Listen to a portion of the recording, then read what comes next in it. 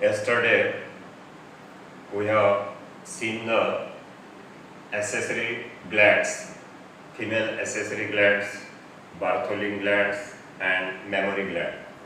Now today we will discuss the transverse section of ovary, that is the histology of ovary.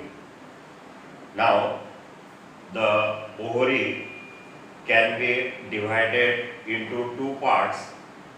The outer parts, that is called as the cortex, and now inner central part, that is called as the medulla. Now within the medulla, now there are presence of a thick fluid. Now this thick fluid, that is called as the stroma. Now this stroma, which containing the blood vessels, connective tissues, then nerve fiber and lymph vessels. Now what are the components of these stroma? Stroma containing blood vessels, connective tissues, nerve fibers and lymph vessels. Next part, the cortex is externally covered by a single layer of germinal epithelial cells. Now these germinal epithelial cells undergoes oogenesis to form the oocyte, or ova, that is female gamete. Now the process of oogenesis, now we start before the birth of female baby, and by the end of the 12th week, now the ovary is fully formed. Now at that time, these total ovary, which contain the 2 million primordial follicles, but at the time of birth only 1 million primordial follicles remains, and now at the time of puberty only 40,000 primordial follicles now they are remain. Guess what? The process of oogenesis we start much before the birth of female baby, and now at that time to produces or the in each ovary to form the 2 million primordial follicles. Out of this, now at the time of birth only 1 million primordial follicles are remain, and now at the time of puberty now only 40,000 primordial follicles are present. Now that means the large scales of destructions of the primordial follicles, and now this process is called as atresia. Now what is meant by atresia? Atresia, that means the large scales of destructions of primordial follicle during the growth. Now within these how these primordial follicles are developed, now the germinal epithelial cells, now they gives rise to or they project into the group of cell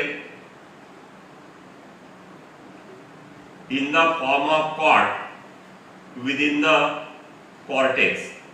Germinal epithelial cells, now they gives rise to the group of follicular cells, now they project into the cortex in the form of cords, and now these cords, that is called as the flugel. Now, or egg nest. Now, at its end of the flagger, there is presence of a rounded, small rounded follicular cells, and from these cells, that is called as the oogonia, and from these cells now to produces the primordial follicles. How these primordial follicles are formed? Now the germinal epithelial cells, now they project, group of germinal epithelial cells, now they project into the cortex in the form of cords, that is called as the flagger, or which is also called as the egg tubes. And now at its end there are presence of a small rounded oogonial cells, and from these oogonial cells now to produces the primordial follicles. Each primordial follicles consisting of the primary oocyte, and which is surrounded by the cuboidal, single layer of cuboidal follicular cells. Now, histologically, within the cortex, now there are various stages of development of ovarian follicle can be seen, such as primary follicle, secondary follicle, tertiary follicle, and mature follicle, that is called as the Graafian follicles. Now within cortex, now there are various stages of development of ovarian follicle can be seen, which are these: primary follicle, secondary follicle, then tertiary follicle, and the mature follicle, which is also called as the Graafian follicles. Now from the primary follicles, now first these follicular cells are increases and now added from the stroma to added the outermost protective covering, that is called as the theca externa, theca interna, and now primary follicles now which changes into the secondary follicles. Now then again these follicular cells, or within the secondary follicles there is appear a cavity. This cavity, that is called as the antrum, and now this secondary follicle which changes into the mature follicles or the Graafian follicles. Now again within these mature follicles to added the granulosa cells, and now these mature follicles which move towards the surface of ovary. Later on the 14 days of menstrual cycle or midday of the menstrual cycle, due to the influence of luteinizing hormone, that is LH, now these mature follicles which is ruptured and ovum is released. Now this process is called as ovulation.